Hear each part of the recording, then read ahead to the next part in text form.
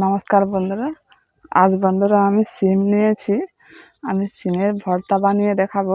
আর সিমের ভর্তাটা কিন্তু গরম ভাতের সঙ্গে দারুণ লাগে খেতে, আর বানানোও একদম সোজা। আর আপনারা দেখুন আমি কেমনভাবে এই সিমের ভর্তাগুলো বানাই। এই ভর্তা বানানোর জন্য এখানে আমি 500 সিম নিয়েছি। আর সিমগুলোকে আগে থেকে ধুয়ে নিয়েছি। এই যে সিমের এই যে রোয়াগুলো থাকে, এই রোয়াগুলোকে আমি আস্তে আস্তে করে কেটে বাদ দিয়ে দেব।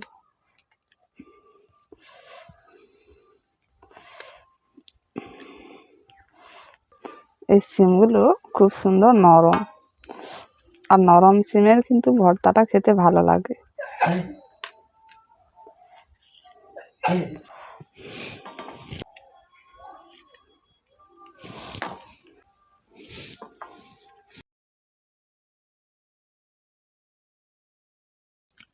এখন সিমের বোখাগুলো আমি সব কেটে বাদ দিয়ে দিয়েছি বেশ সুন্দরভাবে।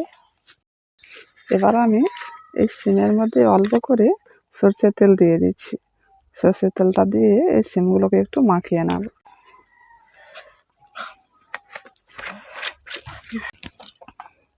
সিমের গায়ে এইভাবে করে একটু তেলটা ঘষে ঘষে মাখিয়ে নিতে হবে।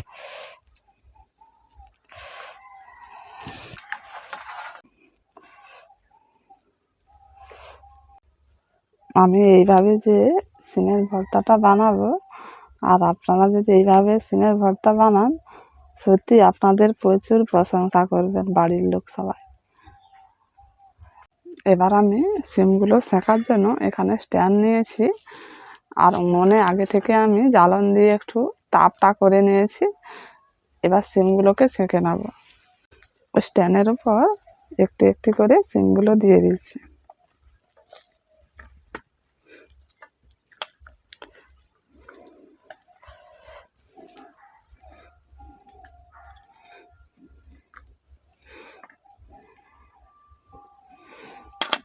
এখন কিছুটা দিয়েছি, এগুলো হয়ে গেলে আবার পরের বারে আমি বাকিগুলো সেঁকে নেব।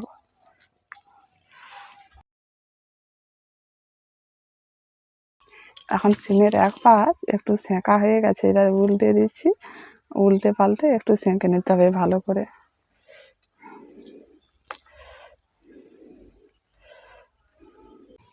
এখন উল্টে পাল্টে সিমগুলোকে একটু সেঁকে নিয়েছি, এবার তুলে নিচ্ছি। এইভাবে করে প্রথমে সিমগুলোকে একটু সেঁকে নিতে হবে। বাকিগুলো যে রয়েছে এবার আমি সবগুলো একসঙ্গে দিয়ে সেঁকে নেব।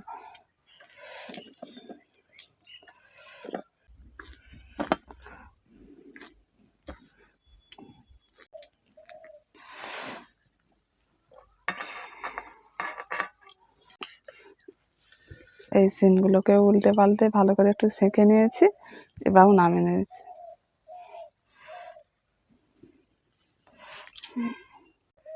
এবার আমি এই সেঁকা সিমগুলোকে বেটে নেব।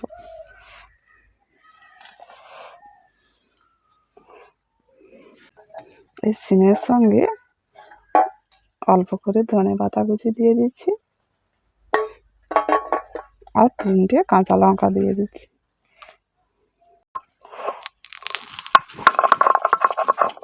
জল ছাড়া এগুলোকে সব একসঙ্গে বেটে নিতে হবে।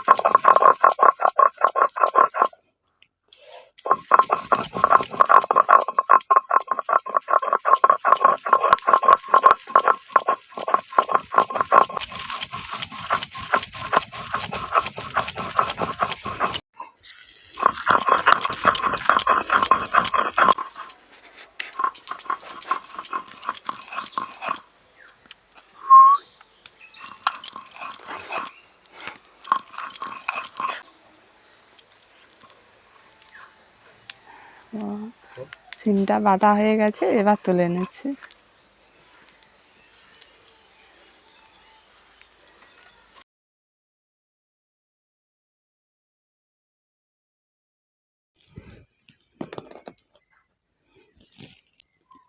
এবার ওই কড়ার মধ্যে অল্প করে সরষের তেল দিয়ে দিচ্ছি।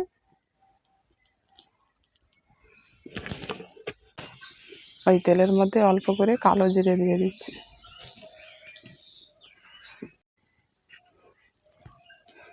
এখন ফোড়নটা একটু ভাজা হয়ে গেছে, ওর মধ্যে রসুন কুচি দিয়ে দিচ্ছি।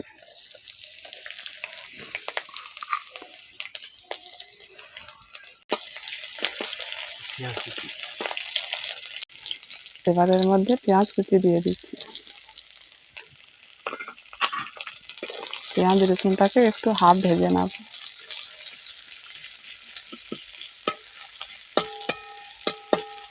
এখন পেঁয়াজ আর রসুনটা একটু ভাজা হয়ে গেছে, এই দেখুন। এবার এর মধ্যে শিম বাটাটা দিয়ে দিচ্ছি। শিম বাটাটা দিয়ে একটু নাড়াচাড়া করে ভেজে নেব।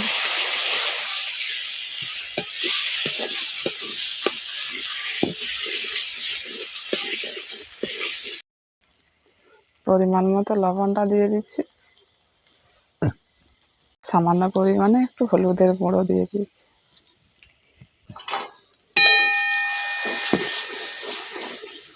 হালকা আঁচে এটাকে কিছুক্ষণ নাড়াচাড়া করে ভেজে নিতে হবে।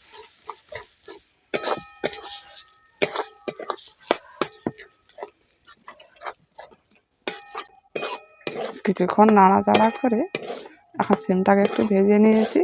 এই সিম থেকে এখন তেলটা কিন্তু একটু ছেড়ে গেছে, আর এখন পুরোপুরি এটা ভাজা হয়ে গেছে। এবার নামিয়ে নিচ্ছি। সিমের ভর্তাটা এখন পরিবেশনের জন্য রেডি। এইভাবে করে যদি সিমের ভর্তা বানানো যায়, আর কিছু লাগবে না। যে সিম খেতে চায় না সেও কিন্তু এই সিম দিয়েই ভাত খেয়ে নেবে।